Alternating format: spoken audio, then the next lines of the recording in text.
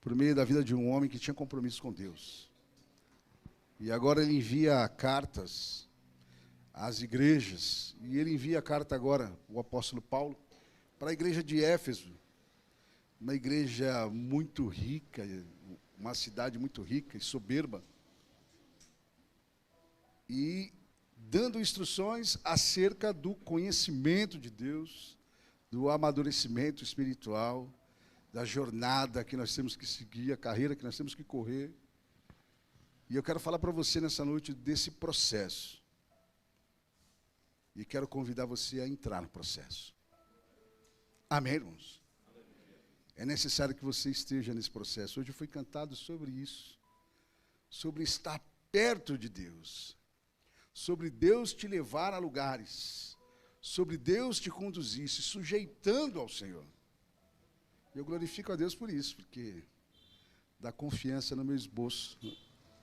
Sei que Deus está falando com a igreja.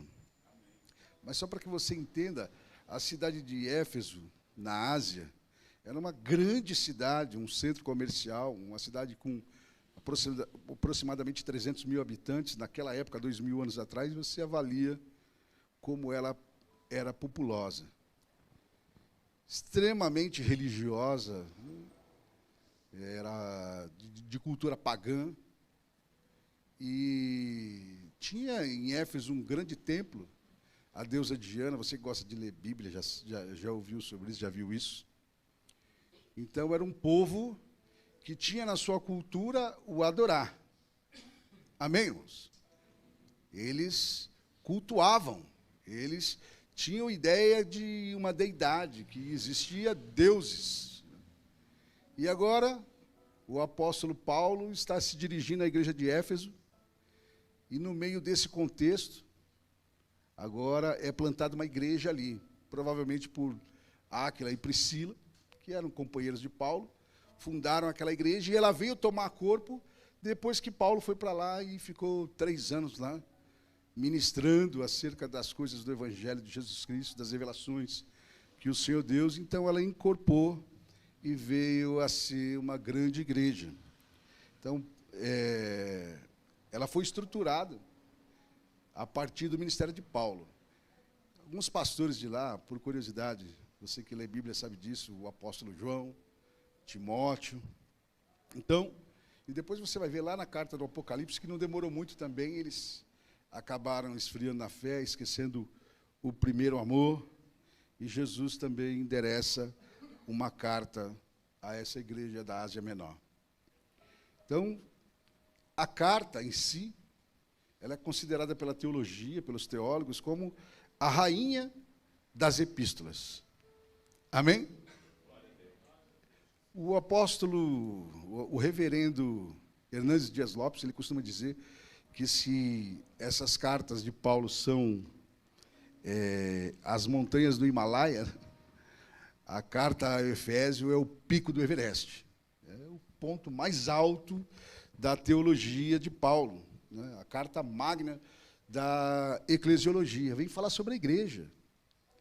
Colossenses fala sobre Cristo como a cabeça da igreja. Amém, irmãos? E a carta aos Efésios vem falar da igreja como corpo de Cristo.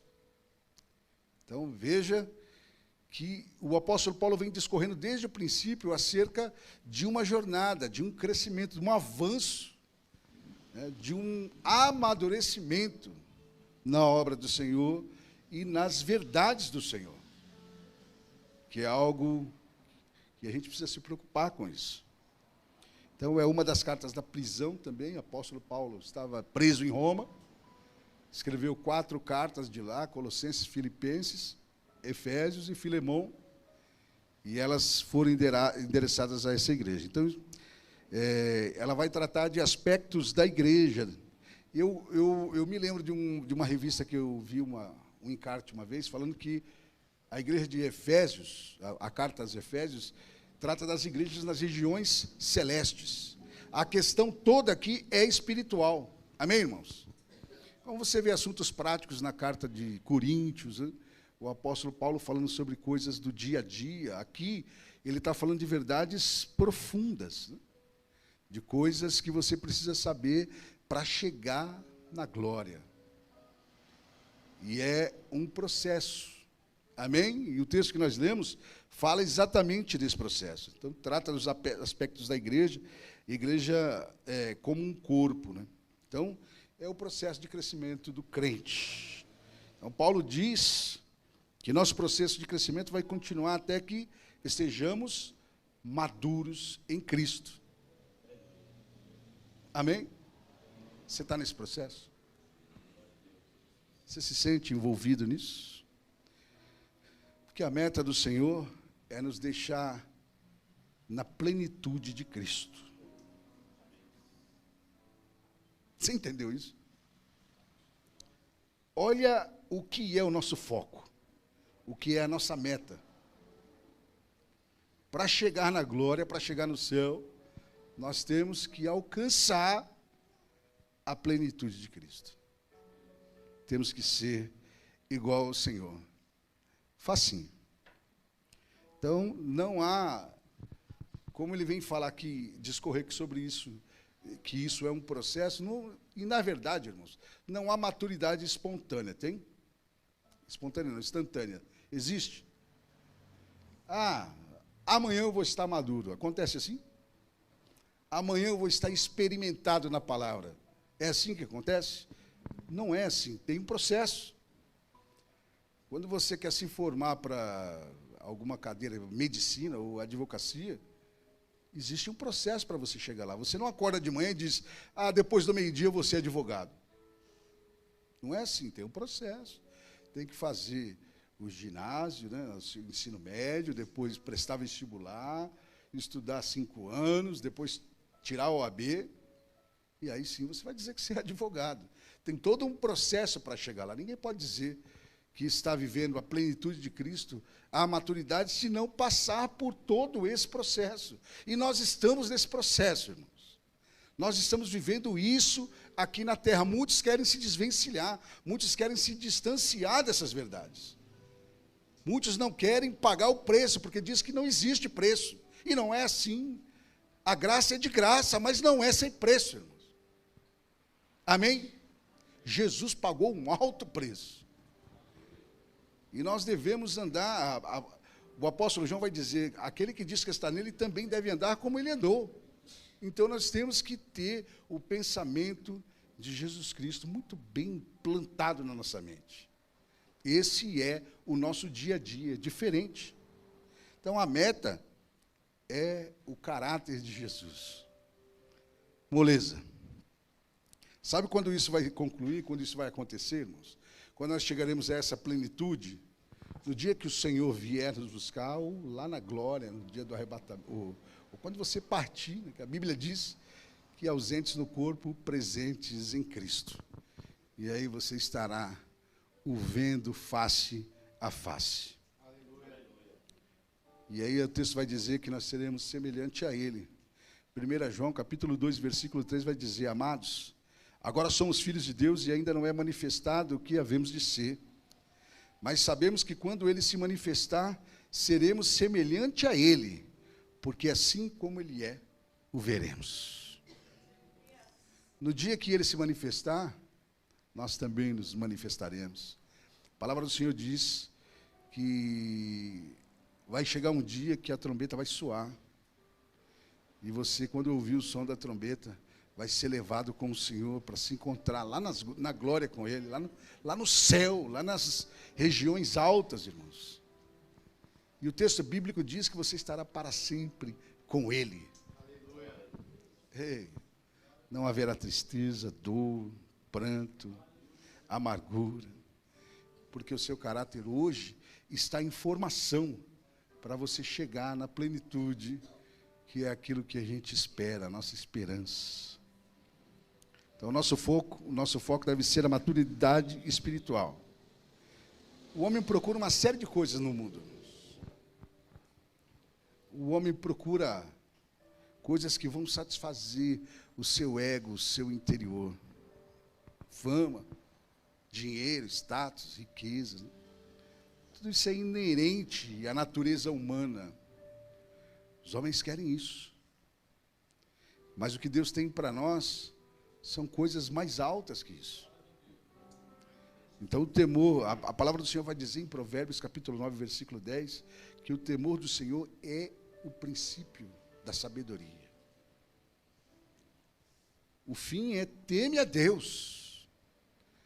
Nós, por causa da nossa vaidade, a gente busca, até na igreja, e não me diga que não é verdade, fazer o melhor para sermos reconhecidos. Salomão pediu sabedoria, e lá na frente ele falou, é enfado. Pediu para Deus. Deus falou, não vai ter ninguém mais sábio que você não. Você quer sabedoria? Deu para ele.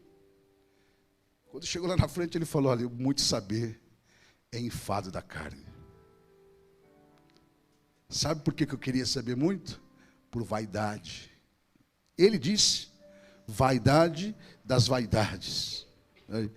De tudo que se tem ouvido, o fim é, teme a Deus e guarda seus mandamentos, porque isso é o dever de todo homem. Eclesiastes capítulo 12, versículo 13. Quem falou isso? Salomão. Na sua velhice, ele disse, vaidade das vaidades, diz o pregador, tudo é vaidade, tudo é vaidade. Eclesiastes capítulo 12 também, versículo 8. Então, o que a gente quer nesse mundo? Tudo que a gente busca nesse mundo é por vaidade. É porque nós queremos nos autoafirmar. Nós queremos ser algo.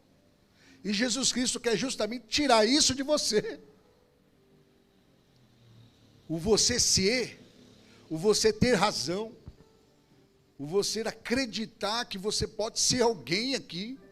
O que Jesus quer é que você se esvazie disso, até daquilo que você chama de livre-arbítrio, até daquilo que você diz que é a sua vontade, é o seu poder de decisão. Não, você entregou na mão dele o dia que você levantou a mão e aceitou Jesus. 1 Coríntios capítulo 11, se eu não estiver enganado, versículo 1, sede meus imitadores como eu sou de Cristo. Sede imitadores de Cristo. Tem que andar como Jesus andou, esse é o processo. Aleluia.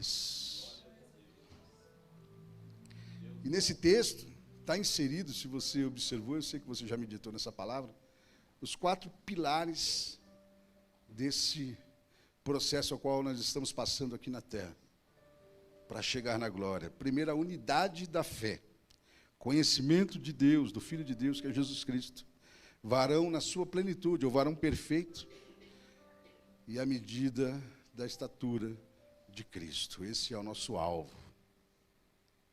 Amém, irmãos? Esse é o nosso alvo.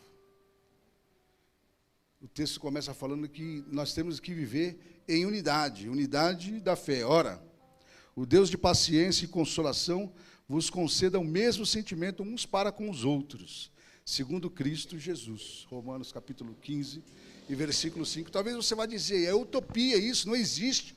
Como é que pode a igreja toda, todas as pessoas aqui, ter o mesmo pensamento?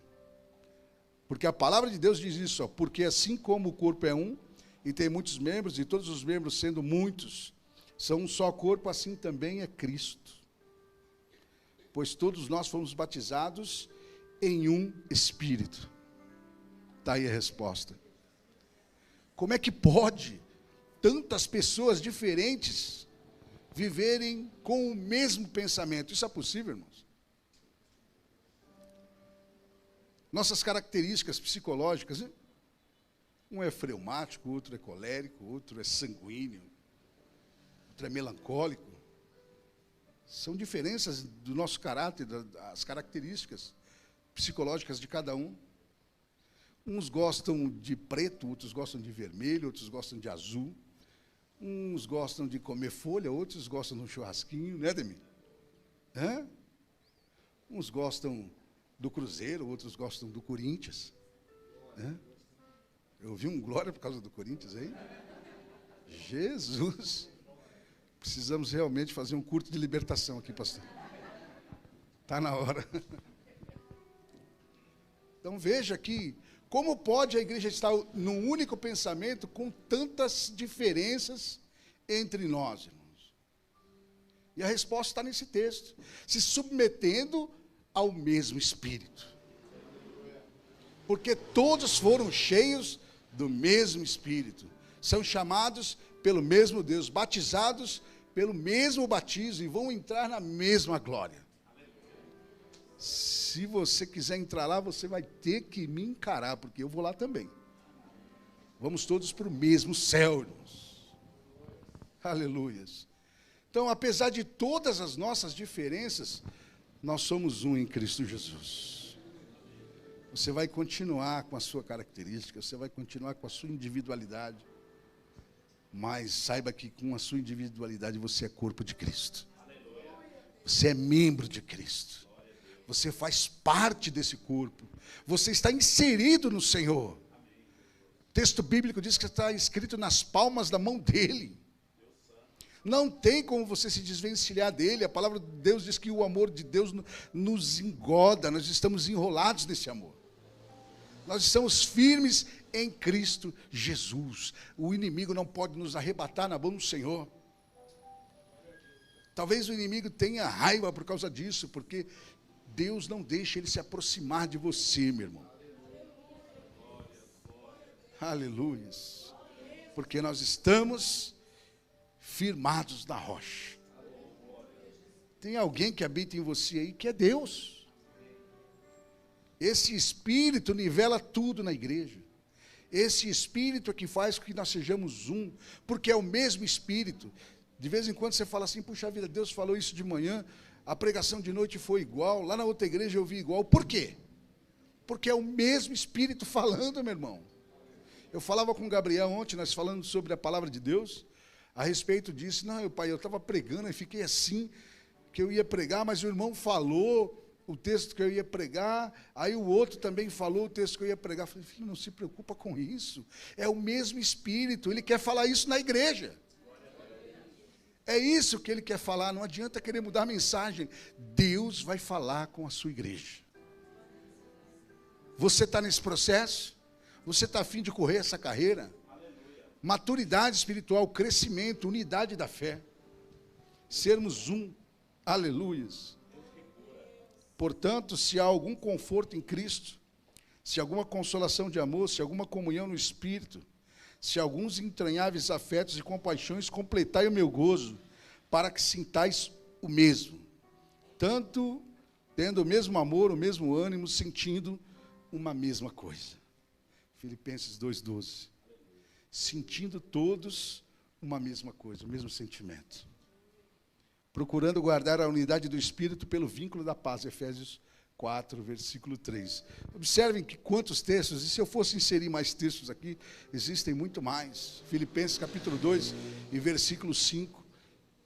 De sorte que haja em vós o mesmo sentimento que houve em Cristo Jesus, que achado na forma de Deus, não teve por usurpação ser igual a Deus, mas esvaziou-se de si mesmo e assumiu a forma de homem. Amém, irmãos? Homem perfeito, mas assumiu a forma de homem. E como homem, achado na forma de homem, foi obediente até a morte, e morte de cruz. Pelo que Deus o exaltou soberanamente, que lhe deu um nome que é sobre todo nome, para que ao nome de Jesus todos os joelhos se dobrem dos que estão no céu, na terra e debaixo da terra, e toda língua confesse que Jesus Cristo é o Senhor, para a glória de Deus. Ei, toda língua confessará, meu irmão, uns para condenação, outros para a salvação eterna. Vinde, benditos do meu Pai. Sabe por que tem que correr essa carreira? Sabe por que tem que viver o processo? Porque no final você vai ouvir isso. Vinde, benditos do meu Pai. Conhecimento, o outro pilar. Segundo, amém, irmãos? Conhecimento do Filho de Deus. Unidade da fé. Conhecimento. Então, conheçamos e prossigamos em conhecer o Senhor. Oséias capítulo 3, versículo 6. Conheçamos e prossigamos em conhecer o Senhor. A ideia é continuidade, a ideia é processo, é seguir pela vida, é andar pelo caminho, é andar com Ele no caminho, é estar unido em amor com os demais e termos o mesmo parecer, a mesma ideia, o mesmo pensamento. E o pensamento da igreja é um só. Quer ver? Para onde nós vamos depois dessa vida? Aleluia. Todo mundo sabe. Essa é a nossa esperança. A perfeita varonilidade, né, que a palavra do Senhor diz, é o terceiro pilar.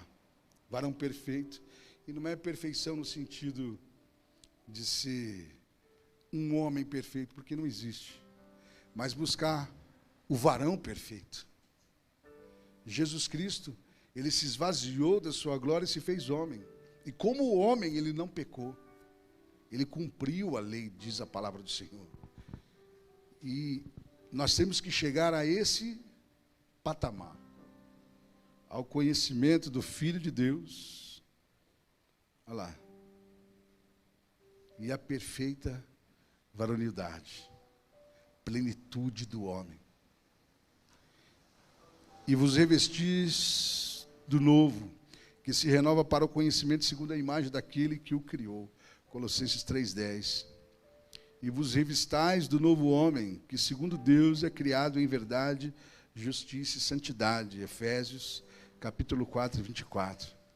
Disse-lhe Jesus, esse é mais forte, quer ver? Se queres ser perfeito, vai, vende tudo quanto tens e dá aos pobres, e terás um tesouro no céu. Vem e me segue. Mateus 19, 21. Meu irmão, muitos criticam esse jovem rico. Vai, vende tudo que você tem, dá aos pobres e me segue. Ou seja, abre mão de tudo. Se esvazia de você mesmo. Esqueça a sua razão. Esqueça o seu status, o seu poder, a imagem que você quer criar de você mesmo. Porque é Deus quem vai fazer as pessoas te olharem como um servo do Senhor. Eles vão olhar em você e vão ver a glória de Deus manifesta, revelada no seu rosto. Isso não deve ser uma preocupação sua. Deus sabe o que você necessita, meu irmão. Mas o que nós precisamos verdadeiramente é entender e andar nesse processo. Aleluias. Perfeita varonilidade, à medida da estatura completa de Cristo. Sede meus imitadores, sede, pois, imitadores de Deus como filhos amados, e andai em amor, como também Cristo vos amou, e se entregou a si mesmo por nós em oferta de sacrifício a Deus, em cheiro suave. Efésios capítulo 5. O texto que eu acabei de mencionar, sede meus imitadores, como também eu sou de Cristo. De sorte que haja em vós o mesmo sentimento, que foi o texto que eu acabei de mencionar também, acerca de Jesus Cristo. Então, irmãos, a conclusão de tudo é que nós devemos ser como Jesus é. Jesus Cristo é o nosso parâmetro. Não tem outro, não tem outro. O apóstolo Paulo foi ousado ao dizer, sede meus imitadores, porque ele tinha consciência de que a vida dele estava em Cristo. E ele pôde dizer, sede meus imitadores. Se você me imitar, vai dar certo, você vai chegar na glória. Porque eu sou imitador de Cristo. Então nós temos que ser iguais ao Senhor. Cristão é isso, né? Pequenos cristos, né? Nós temos que ter esse sentimento em nós. Que nós estamos num processo, e esse processo vai nos levar à glória. Porque a salvação, meu irmão, você recebeu no momento em que você fez um voto com Deus, uma aliança com o Senhor. Mas o amadurecimento, a santificação é um processo, e nós estamos nele. E é necessário que você tenha ânimo para percorrer esse caminho todo esse percurso. Então, Jesus é o nosso modelo. E como é que Jesus andou, então, para que você entenda o que tem que ser sua vida? Muitas pessoas perguntam aí, né? Qual será a vontade de Deus para a minha vida? Então, características de Jesus enquanto esteve na terra, e a Bíblia menciona, faz tudo para a glória de Deus. Ele não fez tudo para a glória de Deus. Eu te glorifiquei enquanto estive com eles, ó Pai. Então observa que Jesus, tudo que ele fazia, fazia para a glória de Deus. O seu ministério estava no Espírito Santo. As maravilhas de Deus foram operadas para que o nome do Senhor Jesus Cristo, para que o nome do Senhor fosse glorificado. Tudo que Jesus fez, fez para a glória de Deus. Assim tem que ser o seu ministério. Já que temos que ser igual a Jesus, tudo que você fizer deve ser para a glória de Deus. Ei, se você for fazer qualquer coisa que não for glorificar o Senhor, não faça. Amém, irmãos?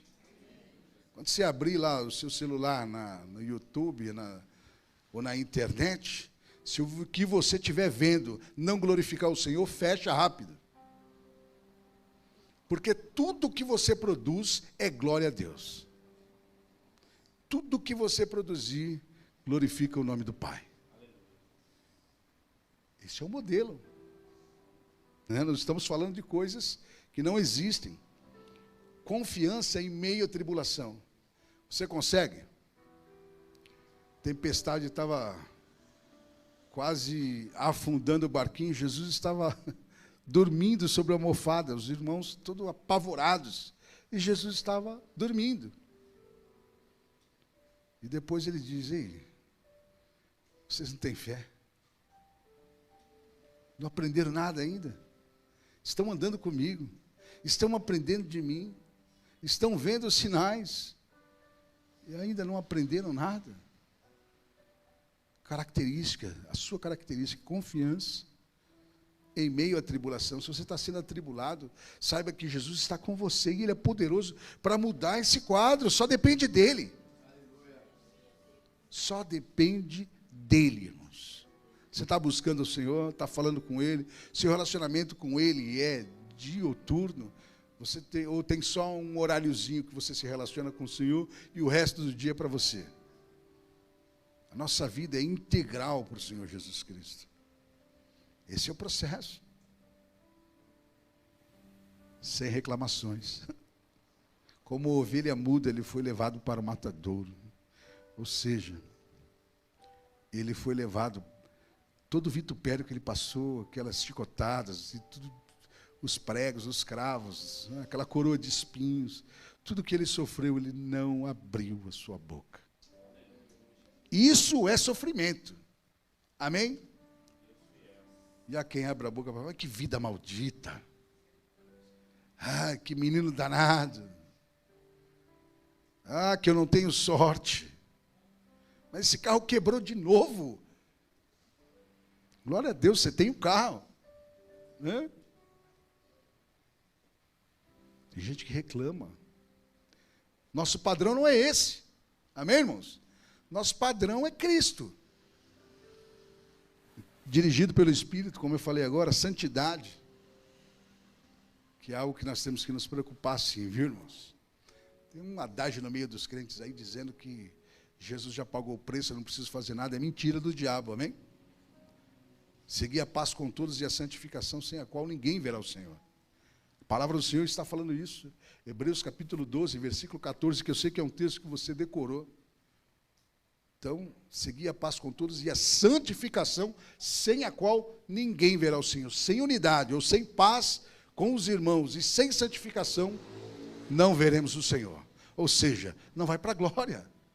Só vai para a glória os pacificadores, diz a palavra do Senhor. Bem-aventurado os pacificadores. Tem gente que quer brigar, quer ter razão, quer sair na mão. Jesus não fez isso. Fez? Ah, mas Jesus quebrou tudo no templo. É diferente, né, irmãos? Jesus estava dando um recado para a gente. Autoridade. João 14, versículo 12 vai dizer: olha, vocês farão as obras que eu faço e farão ainda maiores. A mesma autoridade, quando ele fez o vento e o mar se acalmar, é a mesma autoridade. Ele quer dar na sua mão. Ele quer que você creia nisso. Que em Cristo você é poderoso para fazer ou desmanchar as obras do inimigo. Eis que eu vos dou poder. Eu digo poderoso porque Ele te deu poder. Ele deu poder para a igreja. E o poder de Deus está disponível em nossas mãos. Quando você abrir a boca, quando você impor as mãos, é o poder de Deus agindo. Você consegue entender isso, irmãos? Deus não vai descer do céu para fazer isso, não. Ele vai usar você. Então desponte, se põe de pé, desce a casa do oleiro, vai, faz o que Deus mandou. Porque enquanto nós estivermos prostrados, as coisas não vão acontecer. Mas o dia que a gente se posicionar, Deus não chama preguiçoso, Deus não chama quem está parado. Pode observar na Bíblia. Os homens estão sempre fazendo alguma coisa, ou malhando trigo no lagar, como Gideão, né? Ou colhendo os seus sicômoros, ou trabalhando atrás das ovelhas. Deus chama pessoas de propósito. E eu sei que aqui todos têm propósito no Senhor. Foi por isso que Deus te chamou. Então vai e anuncia, meu irmão.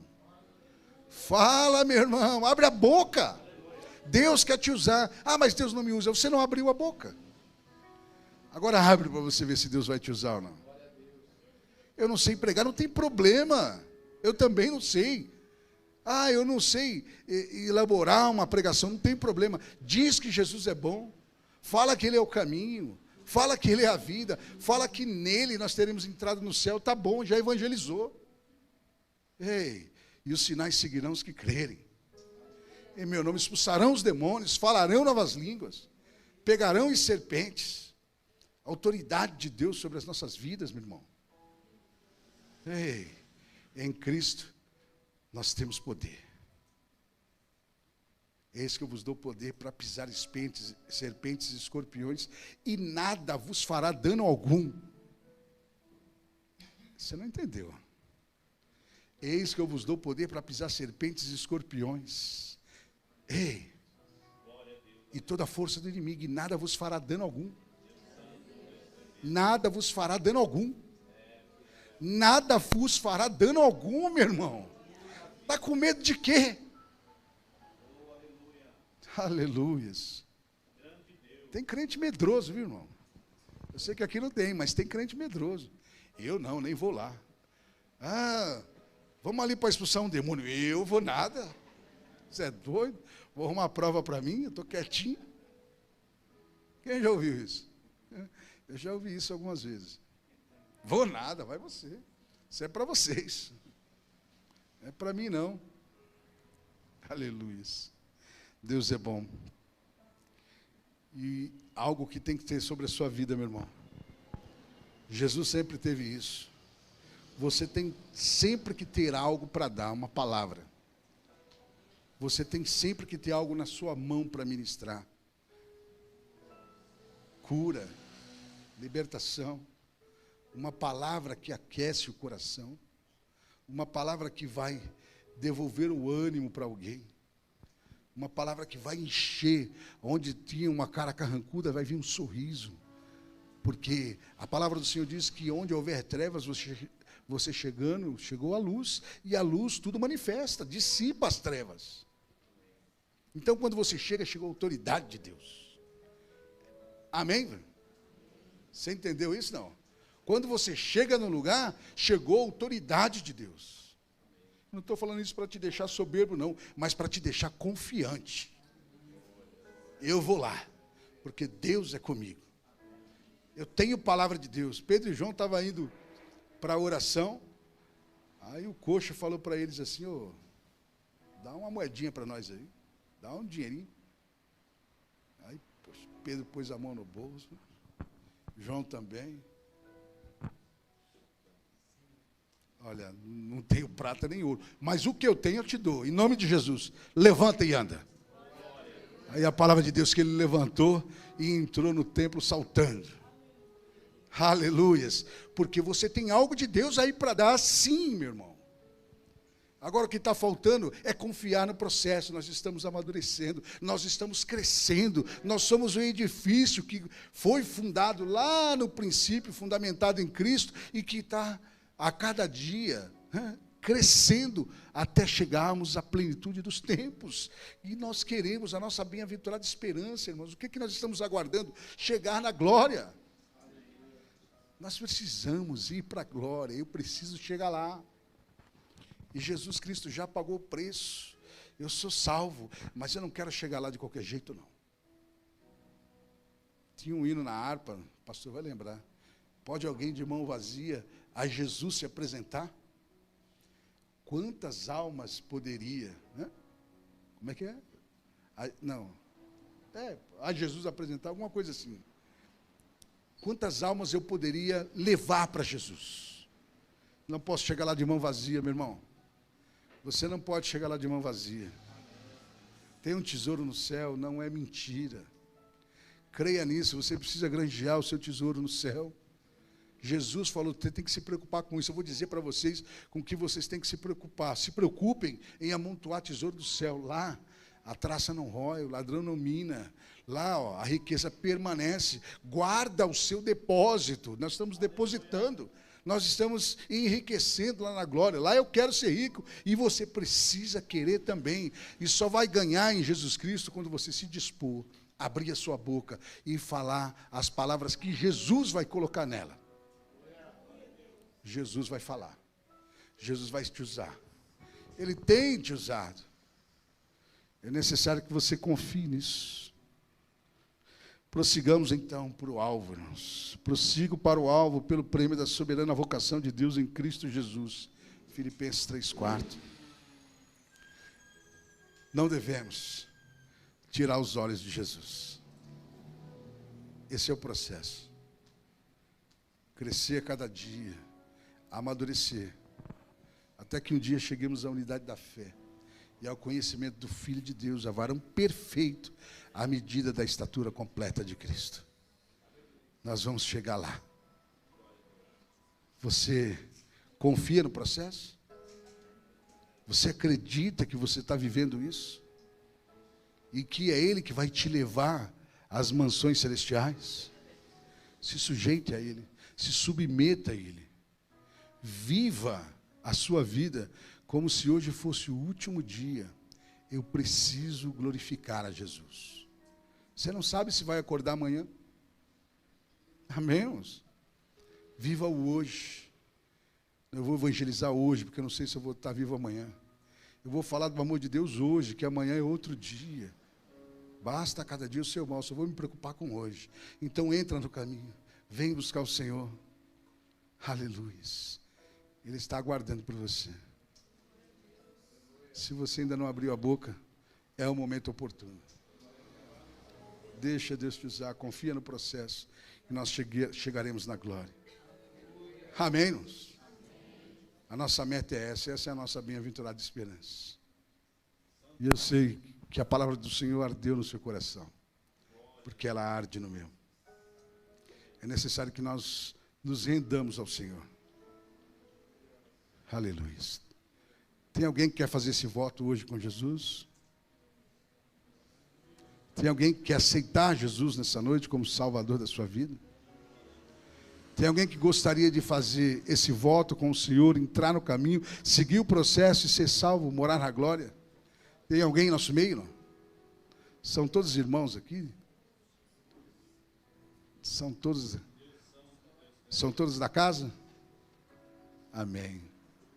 Meu coração ardia para fazer o apelo, porque eu creio que Jesus Cristo quer salvar. Jesus Cristo quer engordar as fileiras. Quer que os nossos ombros estejam cerrados uns com os dos outros. Amém, meu irmão? Você confia no processo? Você confia que estamos caminhando para a glória? Nós vamos chegar lá. Amém? Nós vamos chegar lá. Eu vou entrar naquele lugar. E quando eu chegar lá, eu vou encontrar você. Nós vamos nos alegrar. Se alegre com essas palavras e aplaude o Senhor.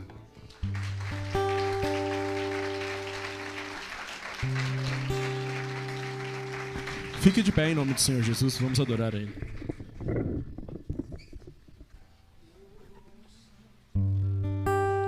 Digno